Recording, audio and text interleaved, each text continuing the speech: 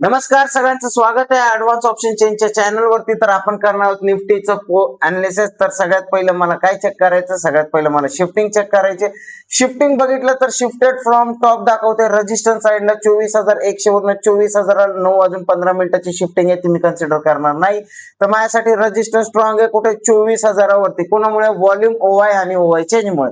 आता US support साइडला support पण शिफ्टेड फ्रॉम टॉप दाखवतोय 24,100 वरून 24,915, ही पण शिफ्टिंग माझ्यासाठी कन्सिडरेबल नाहीये। तर माझा सपोर्ट स्ट्रॉंग आहे 24,000 वरती, कोणामुळे व्हॉल्यूम ओवाय आणि ओवाय चेंजमुळे, म्हणजेच रेजिस्टन्स स्ट्रॉंग सपोर्ट स्ट्रॉंग। आता काय होऊ शकतं, मार्केट कन्सोलिडेशन होऊ शकतं।